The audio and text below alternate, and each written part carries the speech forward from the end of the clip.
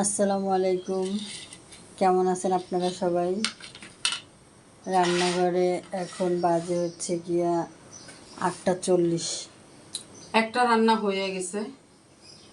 এখন রান্না করব কি দেখো, কাঁঠাল জুরা মাংস।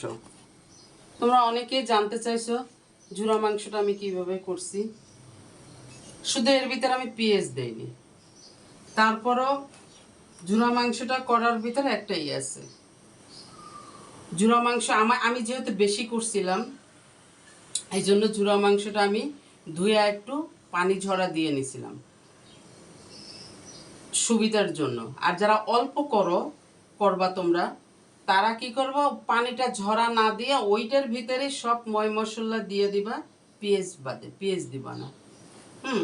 আমি শুধু এটা করছি কাঁচামরিচ দিয়ে, কাঁচামরিচ দিয়ে করছি। আর সব ময় মশলা দিচ্ছি, ননির দোকানের ম্যাজিক মশলা দিছি। এই দেখো, দেখছো একটা আছে না, জুরা গোষ্ঠটা হাতের টাইনে টাইনে আবার চেই করে জুরা করে, তাহলে কি হবে জানো, জুরা গোশের অরিজিনাল যে ঘ্রাণ জুরা গোষ্ঠটার থেকে আসবে, সেই ঘ্রাণটা কোনোদিনও পাওয়া যাবে না। এটা প্রথমত চুলায় দিয়া ওইভাবে দিয়া ঢাইকা দিয়া ভাপ উঠাইতে হবে। আস্তে আস্তে আস্তে আস্তে আস্তে গোশ নিজের থেকেই নিজে ছুটে যাবে। চলো এবার রান্নাটা বসাই দিই। তেল দিয়ে দিলাম, তেল অল্পই দিব। এই দেখো, কয়েক টুকরা দারচিনি নিছি, 8-10টা লং নিছি, একটু জিরা নিছি, দিয়ে দিলাম।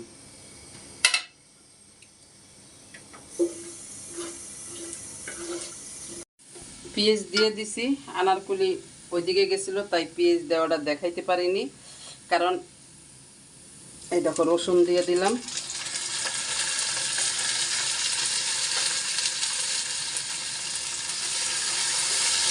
এই রান্নাটা কেন এখন নতুন করে করতেছি, কারণ আমি কাঁঠাল দেব সেই জন্য। আর নতবা জুরা গোশ এরা বের করে আর খায়, নতুন করে আমার জুরা গোশ আর রান্নার দরকার পড়ে না।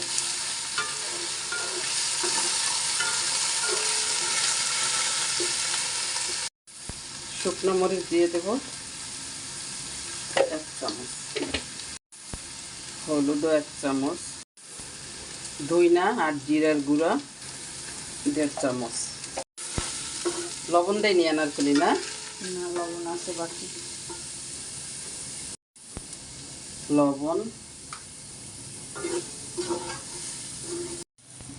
একটু পানি দিয়ে মশলাটা সুন্দর করে মিলাই নেব।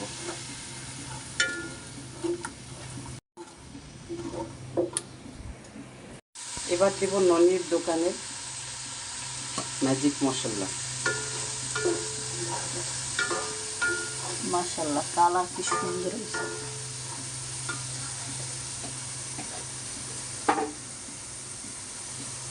কাঁঠাল দিয়ে দেব। এই কাঁঠাল আমার মেজো বোন নিয়ে আসছিল খুলনার থেকে।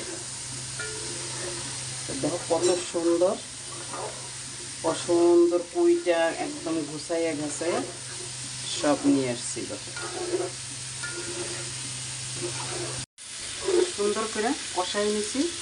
এবার জলের পানি দিয়ে দেব। ঝোল করবো না অবশ্য, ভুনা ভুনা করবো আমি।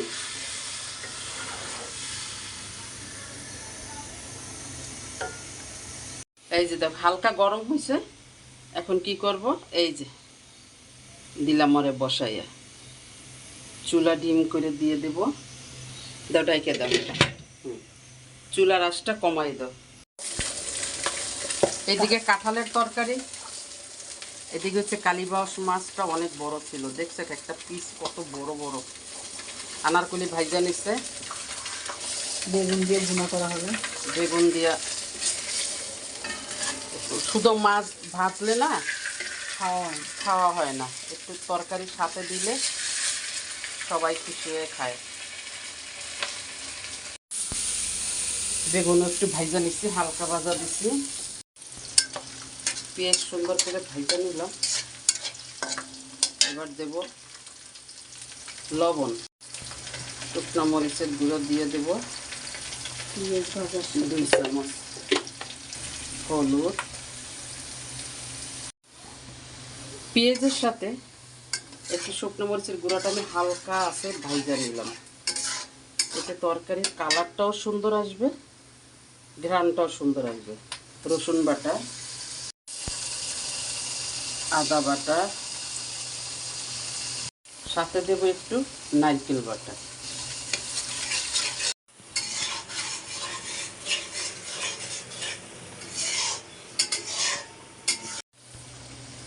এবার দেব ধইনা আর জিরার গুঁড়া, শেষ। ছোট্ট ছোট্ট 2 চামচ দিয়ে দিচ্ছি। এবার দেব টমেটো, ফ্রিজে ছিল, উপর থেকে খোসাটা ফালাই দেওয়া হয়েছে। এখন সুন্দর করে ওরা কষাই নেব। এই তো মশলাটা কষানো হয়ে গেছে। মশলা যত কষাবে তত ভালো। এখন বেগুন দিয়ে দেব।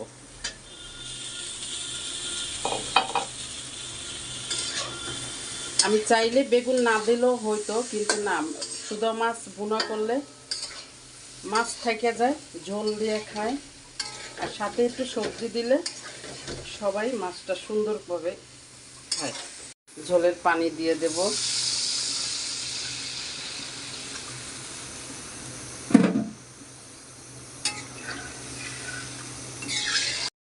মাছ দিয়ে দেব।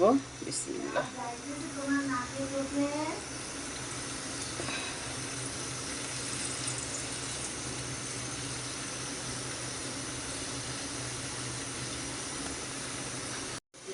এবার একটু ঢাইকে দেব। থাকুক, চুলার আঁচটা একটু কমাই দেব। এই দেখো আমার কাঁঠালের তরকারি হয়ে গেছে। ওরে এখন নামাবো। কে হয়ে গেছে আমার কালীবাস না? হ্যাঁ, কালীবাস হালকা ঝোল ভুনা। হ্যাঁ, বেগুন দিয়া রসা ভুনা করেছি। দেখো এত সুন্দর কালার হয়েছে, মনে চাই এখনই কিছু মানে ভাত দিয়ে খাওয়া শুরু করি। হ্যাঁ, আনারকলি তোর জন্যই তো আমি রেডি করছি। আসো। কালকে তো মাছ আনার পর কিছু কেন এই মাছ আনছো? অবশ্যই। এখন তোমার স্বামী জান্নাতি মাছরে একটু পিছনে ফালাইয়া কালীবাস কালীবাস কালীবাস। জান্নাতি মাছ কালকে ছিল না। এই জন্যই নিয়ে আসছো। অনেক সুন্দর হয়েছে। কেমন হয়েছে? তোমরা এরকম বাসায় রান্না করে খাবে, দেখবা 1 ভাগ তরকারি দিয়েই পেট ভরে ভাত খেয়ে ওঠা যায়। তোমরাও বাসায় রান্না করবা, রান্না করে খাবা, খাইয়া আন্টিরে জানাবা কেমন হয়েছে। আর আন্টির রান্নাটাও কেমন হয়েছে অবশ্যই তোমরা কমেন্টস করে জানাবে।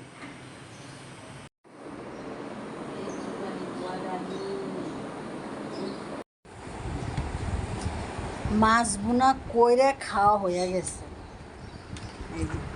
আমার মাছ বোনা কেমন হয়েছে? অনেক মজা। টাকা দিয়ে নিয়ে আসছে আজকে রিভিউ দাও। রাফাজের মতন বলতে ধনে পাতা ভর্তা, আর ওই যে দেখো এক গ্রুপ বসছে মাছ দিয়ে ভাত খাচ্ছে। আন্ডাগুলো হ্যাঁ, 4 বাচ্চার রিমির ক্ষমতা দেখছো? আমার খাওয়া শেষ।